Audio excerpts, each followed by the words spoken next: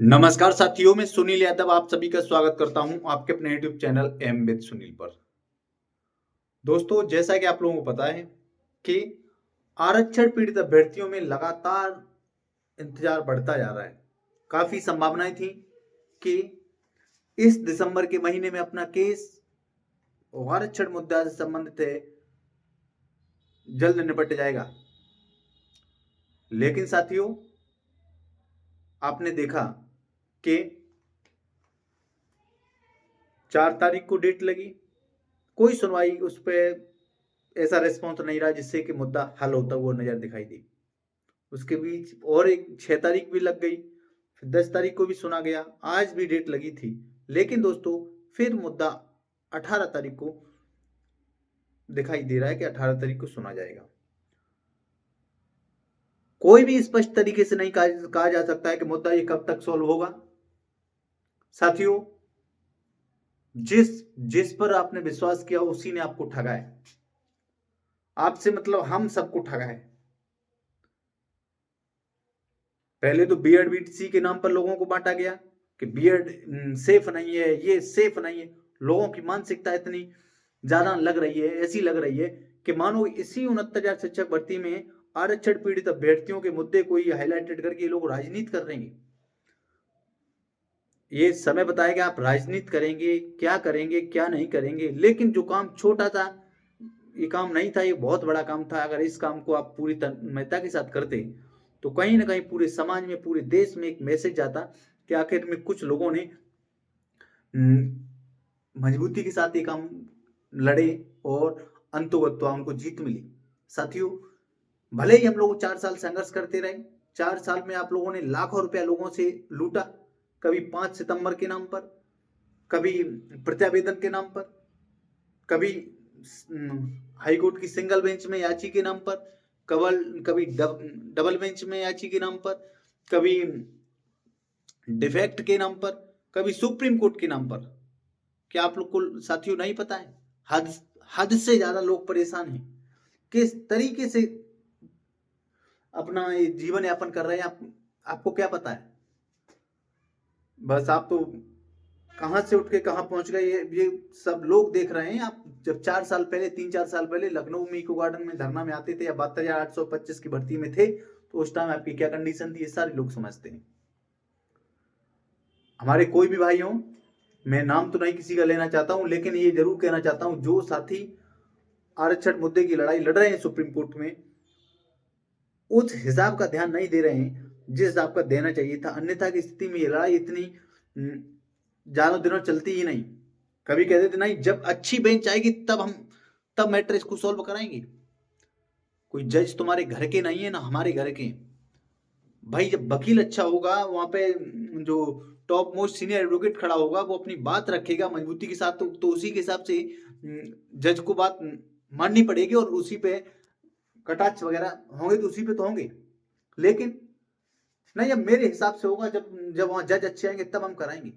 दोस्तों, धीरे धीरे ये शख्स इसी तरीके से करते करते इस मेट्रो को 2029 तक खींचेगा, लोगों से इसी तरीके से चंदा वसूली करवाता रहेगा। तो मैं सभी साथियों से कहना चाहता हूं, जो साथी जिसे ये लगता है कि नहीं यार अब कुछ नहीं, देखिए जिस आदमी के खाते में 60-55-60 लाख रुपए ये हों, ये सुप्रीम कोर्ट में याची बनाने के नाम पर लगभग 60 लाख के आसपास रुपए, 55 से 60 लाख के बीच में, प्रत्यावेदन के नाम पर जो रुपए इकट्ठे की, खैर उसकी तो बात छोड़िए, धरना के नाम पर पर डे लगभग 5,000 10,000 रुपए आता था। क्या खर्चा होता था? हसीन भाई के नाम जैसे शख्स, अनेक साथी या और भी तमाम लोग जिसने 50 रुपए, 100 रुपए, 10 रुपए, 50 रुपए करके इकट्ठा करके वहां पे चावल खरीदे जाते थे, कहीं दाल खरीदी जाती तो उससे खाना आता था। और लोगों ने किस तरीके से कि हम यहाँ धरना करवा रहे हैं, कभी सामाजिक संगठनों के माध्यम से, कभी किसी पत्रकारों के माध्यम से, कभी किसी नेताओं के माध्यम से रुपए लिए, और उसका क्या क्या किस तरीके से मिसयूज हुआ। साथियों, अगर इस बात में सत्यता, किसी भी इस बात में जो सत्ता होगी, माननीय मुख्यमंत्री महोदय तक जो बात पहुंची कि किसी दूसरी पार्टी के द्वारा फंडित हैं, मतलब ये फंड दिया जा रहा है, कुछ ना कुछ इस बात में सत्यता जरूर होगी। आपने देखा होगा कई बार कई सामाजिक संगठनों के लोग आए, उन्होंने भी सहयोग किया, लेकिन नतीजा क्या रहा? साथियों, आज भी इंडिया के टॉप मोस्ट वकील कोर्ट में मौजूद होने के लिए तैयार हैं संगठनों के माध्यम से। लेकिन जब हम उस केस को ट्रैक पर ही लाने के लिए थोड़ा बहुत रुपया इन्वेस्ट नहीं खर्च नहीं करेंगे, और तुम्हारे खुद का तो धन है नहीं, हर आरक्षण पीड़ित युवाओं का रुपया है, इसको वहां पर यूज करिए तो बेस्ट रहेगा। अन्यथा की स्थिति में आप लोगों ने देखा होगा शिक्षा मित्रों के मैटर में 72,825 की भर्ती में तमाम लोग ऐसे हैं जिन्होंने लाखों रुपया इकट्ठा किया। आज उनकी घर में क्या कंडीशन है, किसी को खुद कैंसर है, किसी की पत्नी को कैंसर, किसी की माँ को, पूरे घर में लोगों के कैंसर हो गया। ये बद्दुआएं लोग, अगर देखिए हाल फिलहाल में तो कुछ नहीं लगता कि नहीं कुछ नहीं होगा, हम ये हैं, हम वो, हमें इनसे हम भगवान को मानते ही नहीं। लोग अभी भी इस उसमें है कि हम भगवान को मानते ही नहीं, भगवान क्या होते हैं। लेकिन वास्तव में उस परमपिता परमात्मा की लाठी में वो दम होती है साथियों, जो ना आवाज करती है, और उसका मारा हुआ कोई मतलब बहुत बुरी कंडीशन होती है। तो मैं अनुरोध करता हूं अपने उन भाइयों से, डायरेक्टली विजय भाई से बोलना चाहता हूं, आपसे अनुरोध करता हूं, सबसे ज्यादा लोगों ने आप पर ही विश्वास किया और आपका ये परम कर्तव्य बनता है कि मजबूती के साथ लड़ें। ये नहीं कि भाई जब हम अपने हिसाब से लड़ेंगे। अरे आपको लगता है बेस्ट से बेस्ट कर सकते हैं, आप सुप्रीम कोर्ट में जो टॉप मोस्ट आपके सीनियर वकील हैं, आप जैसे मान लेते हैं क्या नाम ये पटवालिया सर आपने हायर किया है पटवालिया को, तो पटवालिया को भाई उनको डेट टू डेट लेने लोग अन्य वकीलों को भेजिए, जिससे मुद्दा तो ट्रैक पर आए। रंजीत यादव हैं या जो तमाम साथी हैं जो लगातार प्रयास करने में लगे हुए हैं, या प्रदीप बघेल हो, भाई इनको भी तो कुछ दिखता होगा कि जल्दी से जल्दी मैटर सॉल्व हो और यार अपना ज्वाइनिंग मिले। लेकिन पता नहीं साथियों आपको क्या लग रहा है कि हम जितना ज्यादा इस मैटर को डिले करेंगे उतना ही बेस्ट रहेगा। तो मैं निवेदन करता हूं अपने साथियों से, सारे लोग जो जहां याची बने उनसे कहें आखिर में उनका क्या है। सारे लोग जब कहेंगे तभी बात बनेगी, अन्यथा की स्थिति में मैटर बहुत ज्यादा बिगड़ता हुआ जा रहा है। और इसके साथ साथ जहां जनरल वर्ग के लोग लगातार मजबूती के साथ अपने कार्य में लगे हुए हैं, उन्हें ये लग रहा है कि जनरल वर्ग के जो साथी हैं वो लगातार मजबूती के साथ कार्य कर ही रहे हैं, और जनरल वर्ग और ज्यादा मजबूत होता जा रहा है।